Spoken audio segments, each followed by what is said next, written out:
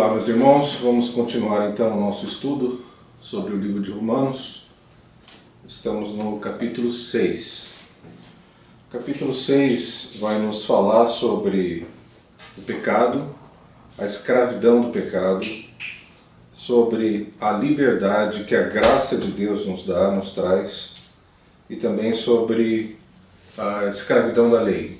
Ele vai usar aqui algumas figuras interessantes, principalmente com relação ao batismo e à ressurreição. O batismo morrendo para o pecado e a ressurreição ressurgindo em uma nova vida em Cristo Jesus. E esse paralelo ele vai ser feito com a morte e ressurreição de Cristo. Vamos ler aqui o verso 4, para que isso fique mais claro para todos nós.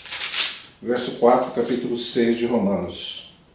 Diz assim: Fomos, pois, sepultados com ele na morte pelo batismo, para que, como Cristo foi ressuscitado dentre os mortos, pela glória do Pai, assim também andemos nós em novidade de vida. Então, o mesmo caminho pelo qual Jesus passou, nós passaremos também. A figura da morte de Cristo e a sua posterior ressurreição tem muito a ver com o ato do batismo, em que publicamente nós testemunhamos a nossa fé em Cristo, a nossa morte para o pecado, para a nossa vã maneira de viver, para o nosso antigo estilo de vida, e quando somos mergulhados nas águas, e depois quando ressurgimos em novidade de vida. Não mais escravos, não mais submissos ao pecado, não mais submissos e presos a um estilo de vida pecaminoso e destruidor, mas agora podendo viver em liberdade. Então a figura que Paulo nos apresenta aqui tem a ver com a morte e ressurreição de Cristo. No verso 6, ele vai falar sobre a nossa natureza, a natureza pecaminosa do homem. Embora nós venhamos a passar pelo processo da conversão, algo dentro de nós ainda nos remete ao passado pecaminoso, algo dentro de nós que Paulo chama de carne, nossa natureza caída, nossa natureza adâmica, nos impulsiona para o pecado. E vamos ver aqui então o que Paulo diz no verso 6 de Romanos a respeito disso. Diz assim: Sabendo isto, que foi crucificado com ele o nosso velho homem, para que o corpo do pecado seja destruído, e não sirvamos o pecado como escravos. Então veja, Paulo está dizendo que nós fomos crucificados com Cristo. A figura que ele tenta passar aqui, Paulo usa essas figuras para que haja um entendimento do que ele está querendo dizer.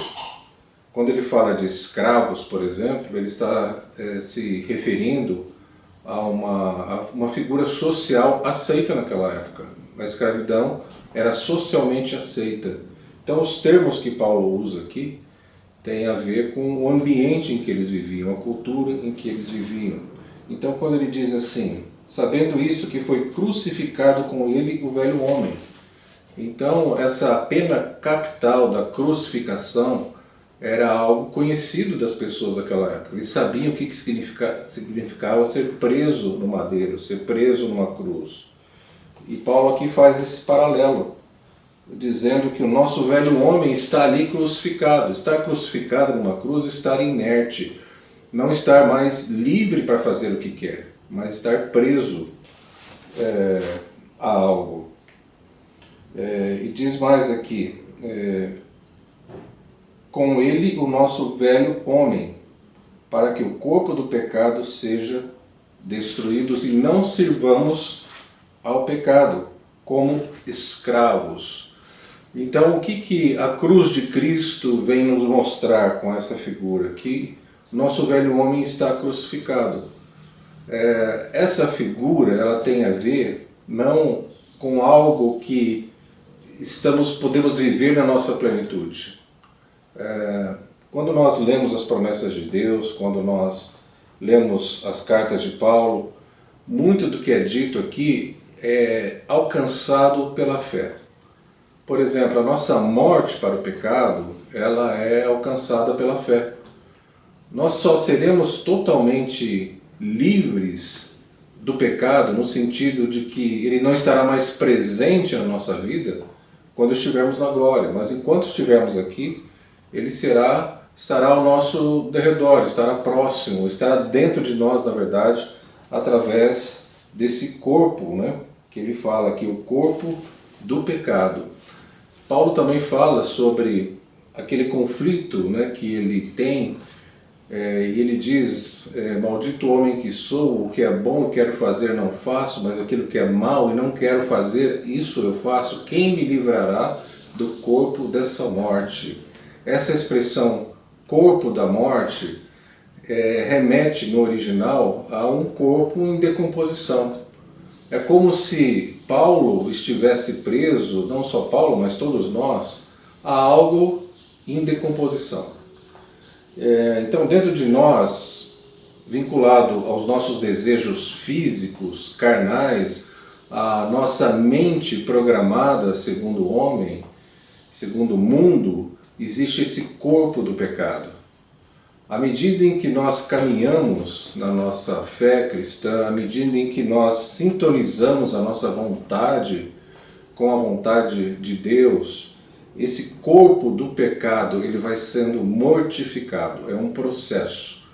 É como se essa nova natureza que ressurgiu, ela estivesse encarcerada dentro de um corpo físico e de uma mente que ainda está corrompida, mas que ela está em processo de santificação, em processo de ressurreição.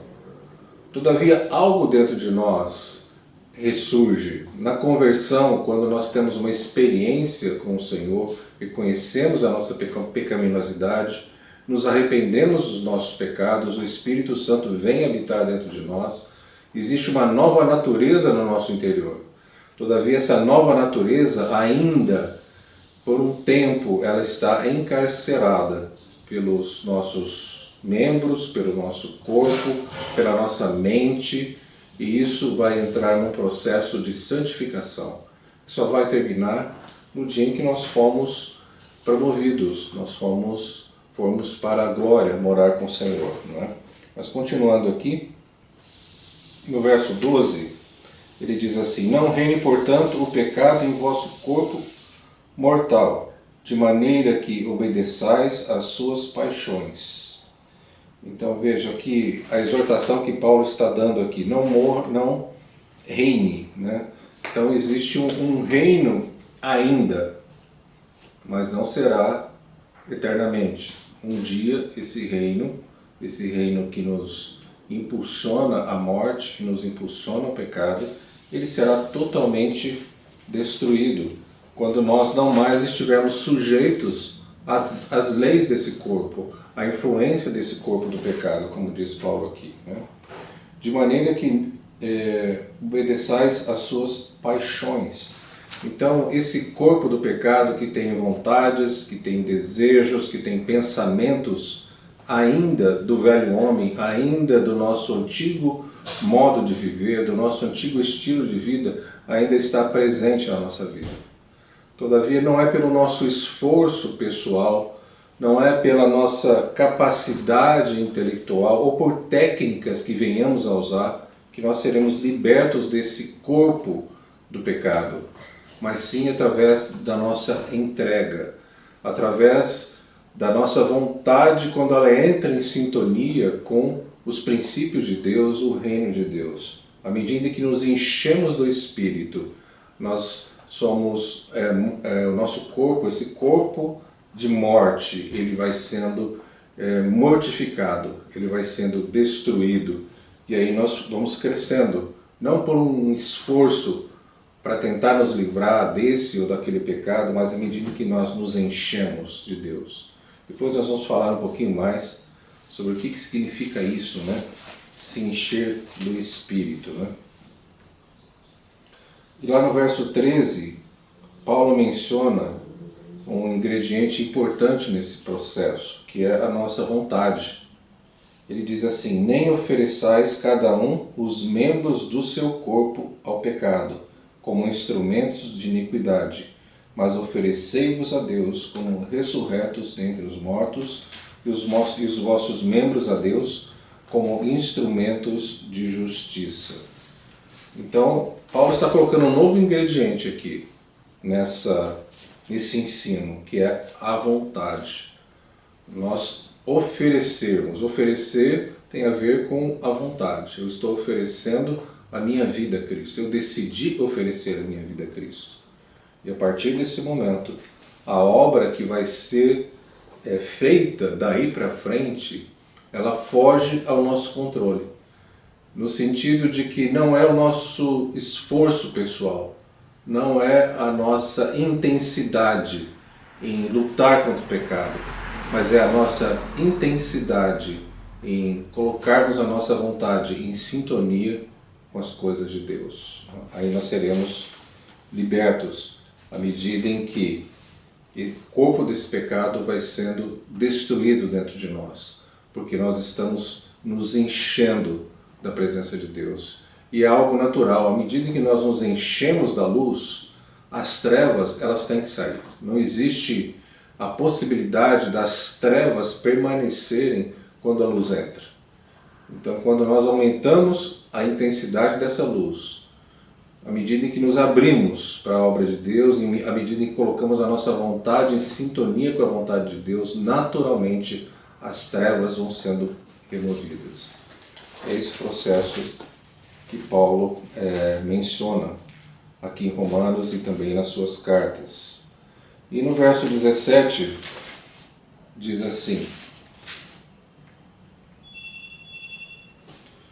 mas graças a Deus, porque outrora escravos do pecado, contudo viestes a obedecer de coração à forma de doutrina na que fostes entregues, a que fostes entregues.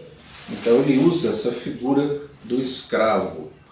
Nós sempre estaremos submissos a algo ou alguém. E aqui, para que o entendimento seja contextualizado com aquela cultura, Paulo usa a figura desse personagem que era comum naquela sociedade, que eram os escravos. Então Paulo está dizendo, ou você se torna escravo do pecado para a morte, para a sua destruição, ou você se torna escravo de Deus para a vida e para a liberdade. É essa a proposta que o Evangelho nos traz aqui no livro de Romanos. O que nós vamos decidir? Para onde nós vamos direcionar a nossa vontade? Escravos do pecado e morrermos, ou escravos de Deus e vivermos eternamente com liberdade, em liberdade, melhor dizendo.